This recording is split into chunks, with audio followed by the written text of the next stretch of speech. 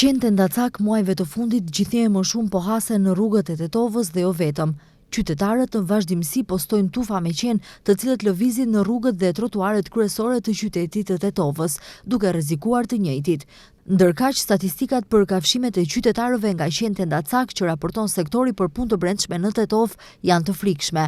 Nga viti 2021 e deri më 20 maj të këtij viti, gjithsej 239 persona janë kafshuar në rrugët e Tetovës nga qenë ndacak.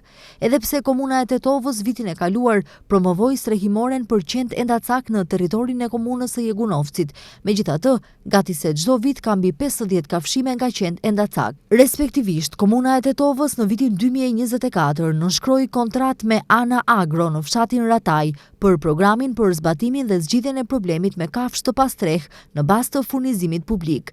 Nga strehimorja Ana Agro thonë se qenë ndacak zakonisht sillen nga qytetet e tjera dhe lëshohen në rrugët e Tetovës. Do se kash na të работы imamo i najden në kuqinj od drugi gradoj. Gjatë punës son të deri tanishme kemi gjetur disa qenë nga qytete tjera dhe bëhet fjalë për pronar të pandërgjegjshëm.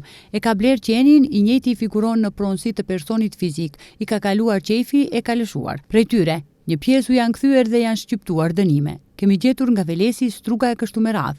Ka nevojë për më shumë kujdes. Fillimisht pronarët të ndërgjegjshëm. Të gjithë institucionet në shtet duhet të kenë më shumë kujdes. Sjelljen e qenëve nga qytete tjera ne nuk mund ta ndalim, tha Ane Apostolovski, veteriner. Ndërkaq, Goran Toshevski, pronari strehimores Ana Agro, tha se për 6 muaj, respektivisht nga muaji qershor deri në muajin dhjetor të vitit të kaluar, gjithsej në territorin e komunës së Tetovës janë kapur 204 qenë ndacak. Dateni në lokacija se 164 kuqinja, avdomeni se 40.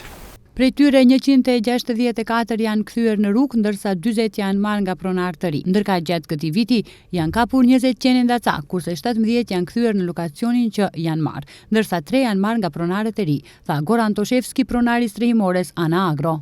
Në korrik të vitit 2024, komuna e Tetovës miratoi udhëzues për përcaktimin e rregullave dhe mënyrën e kompenzimit pagesës të dëmit të shkaktuar nga kafshimi i qenëve ndacak, ndërsa në tetor 2024, komuna e Tetovës njoftoi se do të shpërblej ata persona që sjellin prova, fotografi ose video të individëve që lëshojnë qenë ndacak në qytet. Megjithatë, komuna nuk ka sqaruar se si do të shpërblehen këta qytetar.